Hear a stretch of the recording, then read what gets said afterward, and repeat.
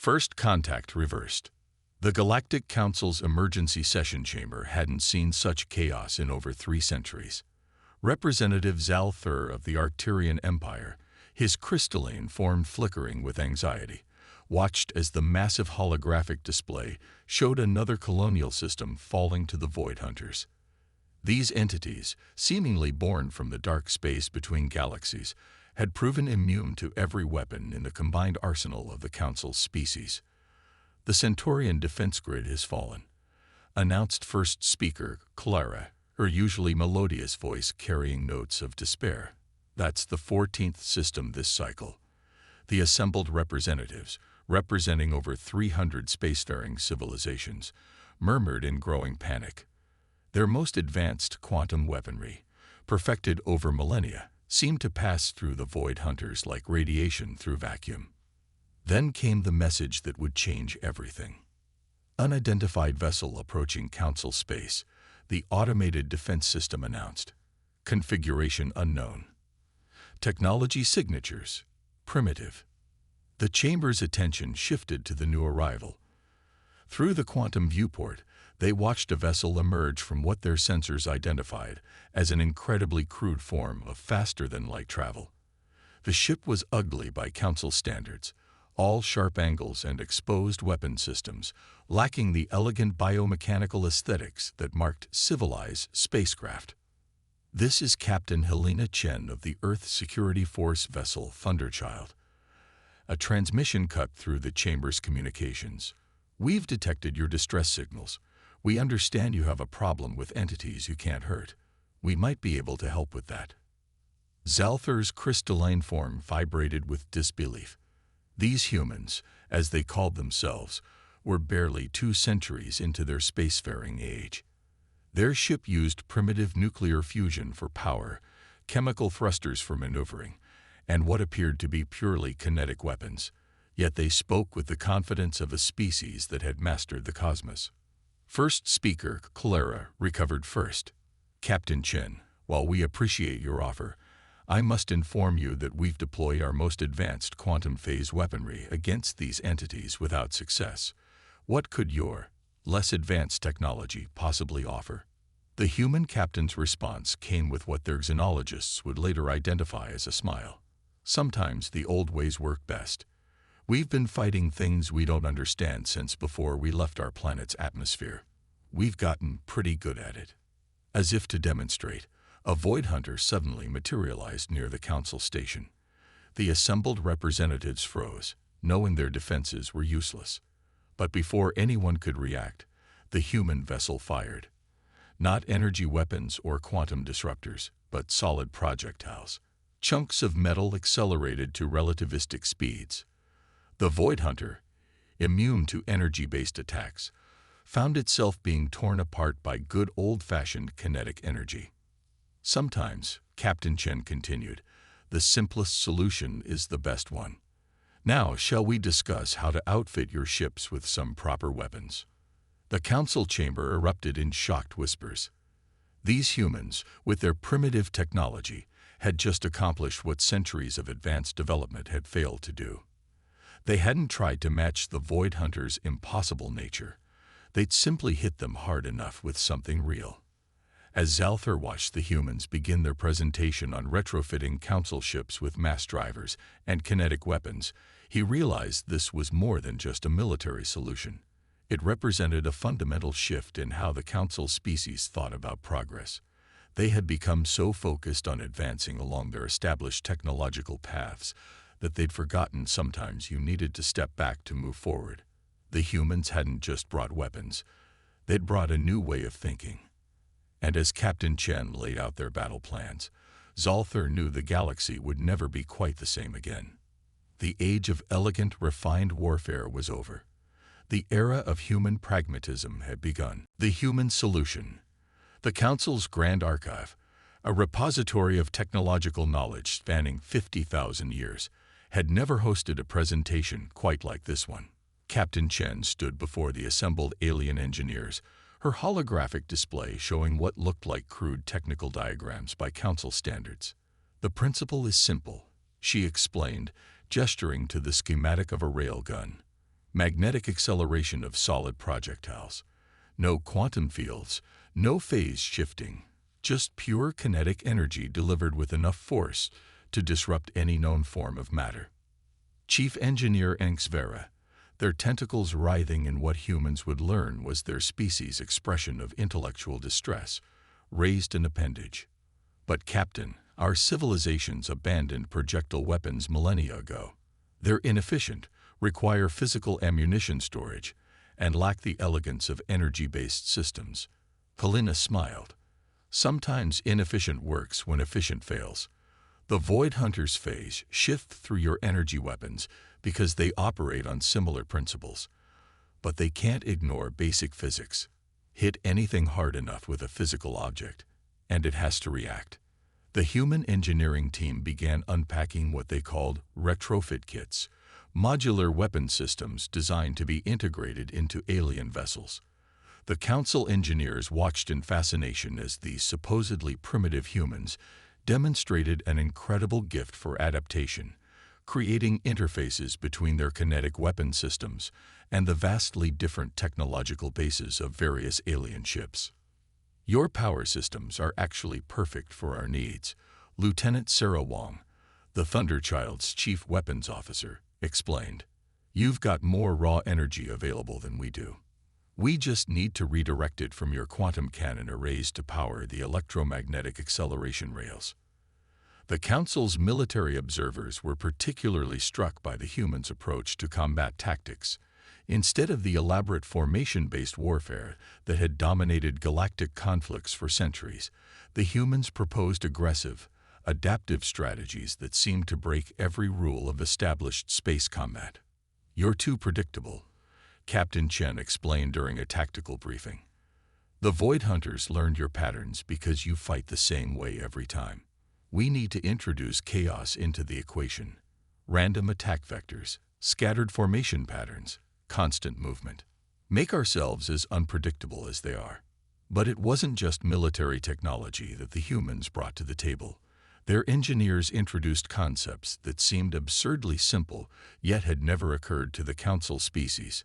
Emergency mechanical backup systems for when quantum controls failed. Analog navigation methods that couldn't be disrupted by the Void Hunters' reality warping fields. Even simple innovations like physical repair tools instead of relying solely on molecular reconstructors. The most revolutionary concept, however, was the human's approach to problem-solving itself. Where Council species sought perfection through refinement of existing solutions, humans constantly questioned basic assumptions and weren't afraid to start over from scratch. You've got amazing technology, Helena observed during a private conversation with first speaker Clara. But you're trapped by it. You see a problem. You look for the most advanced solution. Sometimes you need to step back and ask if there's a simpler way. As the days passed, more human ships arrived, each bringing new variations on their primitive but effective technology. The Council engineers, initially skeptical, found themselves fascinated by the elegant simplicity of human designs. There was beauty in their straightforward approach, a different kind of sophistication that valued results over theoretical perfection. The integration of human weapons into Council ships proceeded faster than anyone expected, largely because the humans had designed their systems to be adaptable from the start. They'd anticipated the need to work with wildly different technologies and had built their solutions to be as flexible as possible. That's the key difference, Zalthur remarked to a colleague as they watched human engineers teaching Council technicians how to maintain the new weapons. We build perfect solutions for specific problems. They build imperfect solutions that can be adapted to any problem. The transformation went beyond mere technology. Council species began adopting human organizational structures, embracing concepts like redundancy and backup systems that they'd previously considered inefficient. The humans' emphasis on individual initiative and adaptive thinking began to influence military training programs. As the combined fleet prepared for its first major engagement with the Void Hunters, the galaxy was already changing. The humans hadn't just brought weapons, they'd brought a fundamental shift in how the Council species approached the universe itself. The age of rigid perfection was ending, replaced by an era of adaptive innovation. And as Captain Chen reviewed the battle plans with her alien counterparts, she knew that this was just the beginning. The real test would come when theory met reality in the cold depths of space, where all the planning in the world would face the chaos of actual combat. Battle of the Void. The combined fleet hung in the darkness of deep space, a testament to the unprecedented cooperation between humanity and the Council species. 500 ships formed an irregular pattern, a deliberate chaos that went against millennia of Council military doctrine. At the fleet's heart, the Thunderchill flew alongside the Council flagship, the Eternal Radiance. Multiple Void Hunter signatures detected, announced the Eternal Radiance's sensor officer, their bioluminescent form pulsing with nervous energy. Largest concentration we've ever encountered. Captain Chen's voice carried across the fleet's communication channels, steady and determined. Remember your training. Don't fall into patterns. Keep moving, keep them guessing. Every ship is free to engage at their discretion. Trust your instincts. The Void Hunters emerged from their phase space, like oil spreading across water, dozens, then hundreds of them. Their forms defied conventional physics, seeming to exist in multiple states simultaneously. In previous encounters, this had made them nearly impossible to target with energy weapons. But today would be different. All ships, Helena commanded, execute Operation Scattershot. The fleet burst apart like a dandelion in the wind, each ship taking a random vector. The Void Hunters, used to facing ordered formations, hesitated. That moment of confusion was all the fleet needed. The first salvo of kinetic rounds streaked across space. Unlike the elegant energy weapons the Void Hunters had learned to phase through, these were simple projectiles. Tungsten rods accelerated to relativistic speeds. Physics itself became a weapon. When the round struck, the Void Hunters learned a harsh lesson about conservation of momentum. Multiple direct hits. Lieutenant Wang's voice carried a note of fierce satisfaction. Their phase shifting doesn't help when there's nowhere to shift to. But the Void Hunters weren't defeated so easily. They adapted quickly, attempting to predict firing patterns and dodge the incoming projectiles. That's when the second phase of the human battle plan came into play. Launch the drones, Helena ordered. Thousands of small, automated craft deployed from the fleet's ships. These weren't the sophisticated quantum AI platforms the Council usually employed, but simple remote-controlled units carrying minimal payloads. Their erratic movements added another layer of chaos to the battlefield. The space between the fleets became a deadly dance of projectiles, drones, and phase-shifting entities. Council ships, flying with unprecedented autonomy, executed maneuvers that would have been considered reckless mere weeks ago. Human tactical officers, embedded throughout the fleet, encouraged their alien counterparts to trust their instincts rather than rely solely on battle computers. The Eternal Radiance's captain, a veteran of countless battles, watched in amazement as a human destroyer executed what should have been a suicidal charge directly through a cluster of Void Hunters. The smaller ship's point defense guns fired continuously, creating a sphere of hypervelocity projectiles that shredded anything that came too close. "They're not just fighting," he remarked to Zalthar, who was observing from the bridge. "They're improvising, creating new tactics in the middle of battle." The turning point came 3 hours into the engagement. The Void Hunters, unable to predict or counter the fleet's chaotic tactics, began to show signs of confusion. Their usually coordinated movements became erratic, their attacks increasingly desperate. "They've never faced an enemy they couldn't understand," Helena explained over the command channel. "Their advantage was always being able to counter what they could predict. But you can't predict chaos." The battle reached its climax when 3 Void Hunters attempted to phase directly into the Eternal Radiance's engineering section, a tactic that had destroyed countless Council ships in previous encounters. But the humans had prepared for this. Emergency bulkheads, physically sealed and independent of quantum fields, slammed shut. Simple motion sensors, operating on primitive but reliable technology, triggered salvos of internally mounted kinetic weapons. The Void Hunters, trapped and subjected to concentrated fire in enclosed spaces, were torn apart. It was the first time anyone had successfully defeated their phase-shifting ability, and it had been done with technology that the Council had considered obsolete for millennia. As the remaining Void Hunters retreated, the fleet's crews erupted in celebration.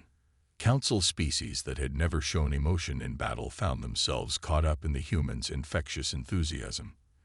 The impossible had been achieved, not through superior technology or elegant solutions, but through determination, adaptability, and the willingness to embrace apparent regression as a path to progress. "This is just the beginning," Helena broadcast to the fleet. "We've proven they can be beaten. Now we take the fight to them." As the fleet regrouped and began planning their next move, Zalthar realized that the galaxy had witnessed more than just a military victory. They had seen the birth of a new way of thinking, a fusion of human innovation and Council resources that would reshape warfare and civilization itself for generations to come. Lessons in innovation.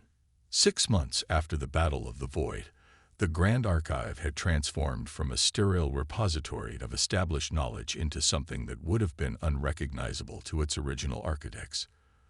The massive chamber now buzzed with activity as mixed teams of human and alien engineers worked side by side, holographic displays showing hybrid technologies that merged Council sophistication with human pragmatism. "Watch this," Lieutenant Wong announced to a group of Council apprentices. She held up what looked like a crude mechanical device. "This is what we call a manual override. When your quantum controls fail, you can still operate critical systems with these. Sometimes the simplest backup is the most reliable." The Council's younger generation had embraced human teachings with particular enthusiasm. Where their elders saw primitive regression, they recognized the wisdom in redundancy and simplification. Training simulators throughout Council space now included scenarios where advanced technology failed, forcing trainees to rely on basic physical and mechanical solutions. Captain Chen, now serving as humanity's primary liaison to the Council, walked through the archive's newly established Innovation Center with first speaker Clara. The walls displayed a striking mixture of technologies. Elegant quantum computers backed up by robust mechanical systems, advanced energy weapons supplemented by kinetic alternatives. "The most remarkable change," Clara observed, her melodious voice thoughtful, "isn't in our technology. It's in how we think about problems. Before your arrival, we would have spent decades trying to perfect our quantum weapons to affect the Void Hunters. Now our engineers ask different questions. Not just how can we make this better, but is there another way entirely?" The humans' influence extended far beyond military applications. Council medical facilities began incorporating primitive surgical techniques alongside their molecular reconstructors, discovering that sometimes physical intervention was more effective than quantum manipulation. Shipyards that had once produced only sleek, automated vessels now built hybrid craft combining the best of both worlds. Advanced AI systems with manual backup controls, quantum drives with chemical thrusters as emergency propulsion. But perhaps the most profound change was in education. The Council's traditional teaching methods, focused on perfecting established techniques, gave way to a more experimental approach. Young aliens were encouraged to question assumptions, to make mistakes, and learn from them, concepts that had been almost heretical before human contact. "We're seeing something extraordinary," Zalthar remarked during a Council session. "Our civilizations advanced for millennia through refinement and perfection. The humans showed us that sometimes you have to be willing to step backward to move forward in a new direction." The integration wasn't without its challenges. Some conservative elements within Council society resisted what they saw as a degradation of their elegant technological culture. But the results were impossible to ignore. The combined fleet's success rate against the Void Hunters continued to improve as human tactical innovations spread throughout the ranks. More importantly, the Council species began developing their own hybrid innovations. An Arcturian engineer created a new form of armor that combined quantum field technology with physical plating, providing redundant protection against both energy and kinetic attacks. A Centaurian research team developed navigation systems that seamlessly switched between quantum positioning and primitive stellar cartography, ensuring ships could never truly get lost. In the shipyards orbiting the Council's capital world, a new class of vessel took shape, the first true fusion of human and Council design philosophy. Its quantum core was housed within reinforced physical containment systems. Its weapons arrays included both energy and kinetic options. Most significantly, its control systems were designed to be operated either through advanced AI or direct manual input. "She's beautiful," Helena said, watching the prototype ship's first space trials alongside Clara. "Not because she's perfect, but because she's adaptable, ready for anything the universe might throw at us." The ship's name, displayed in both Council script and human English, seemed to capture the spirit of this new age. Endless innovation. It represented more than just a technological fusion. It was a symbol of how two vastly different approaches to civilization could combine to create something greater than the sum of its parts. As news of these developments spread throughout Council space, more species began sending observers to learn from the humans. The galaxy was changing, moving away from the rigid perfection of the past toward a future that embraced both elegance and pragmatism, sophistication and simplicity, tradition and innovation. Legacy of Terra. 5 years after humanity's arrival in Council space, Captain Helena Chen stood before the newly constructed Galactic Innovation Academy's first graduating class. The massive auditorium held students from over 200 species, their diverse forms a living testament to how far the galaxy had come from the rigid segregation of the past. "When we first arrived," Helena began, her voice carrying across the chamber, "many thought we had nothing to offer but primitive solutions to advanced problems. Now we understand that true advancement isn't about moving in a single direction. It's about expanding in all directions, embracing every tool and perspective available to us." The Academy itself embodied this philosophy. Its quantum computing labs sat alongside mechanical workshops.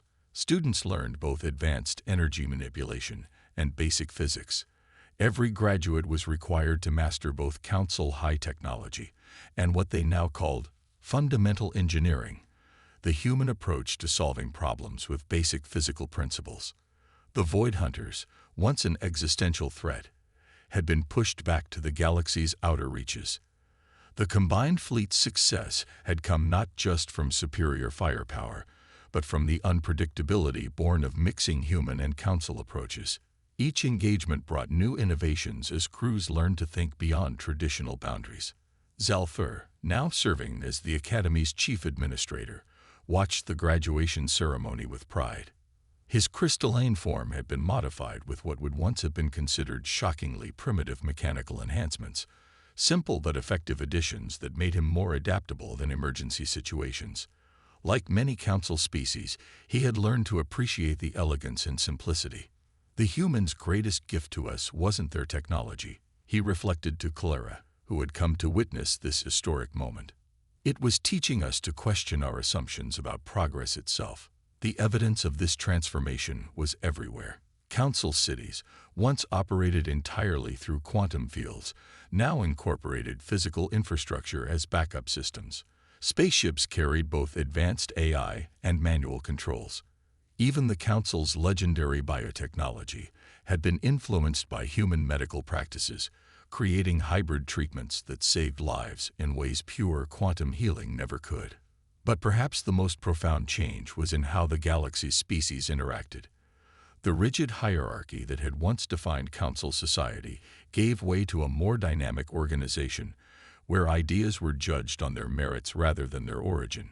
Young engineers felt free to experiment with primitive solutions alongside advanced ones, knowing that both approaches had value. "We stand at a crossroads," Helena continued in her address. "The old threats may be receding, but new challenges will always arise. Our strength lies not in any single technology or approach, but in our willingness to adapt, to learn from each other, to find unexpected solutions. As if to emphasize her point, the ceremony was being broadcast through both quantum entanglement networks and what the humans called radio waves, a redundancy that would have seemed absurd just a few years ago. Now it was standard practice throughout council space, ensuring communication could never be completely disrupted. The Academy's first graduating class represented something unprecedented in galactic history, a generation trained not to perfect existing solutions, but to constantly seek new ones. They were equally comfortable with quantum mechanics and simple machines, with AI systems and manual tools. More importantly, they had learned to see these not as competing approaches, but as complementary tools in an ever-expanding toolkit.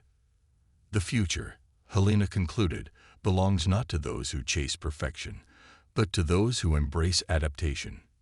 Not to those who follow a single path, but to those who forge new ones. This is humanity's legacy to the galaxy, not our technology, but our spirit of endless innovation.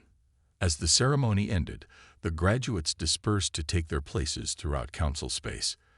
They would become teachers, engineers, ship designers, and leaders, each carrying forward the hybrid philosophy that had transformed galactic civilization. Some would create new technologies that merged quantum science with physical engineering in ways neither humans nor council species had imagined before. Others would develop new tactical doctrines that made the combined fleet even more effective. But all of them understood the fundamental lesson that humanity had brought to the stars, that true advancement comes not from moving forward in a straight line, but from being willing to explore every possible path. The galaxy had learned that progress isn't about reaching perfection. It's about never stopping the search for better ways to solve problems.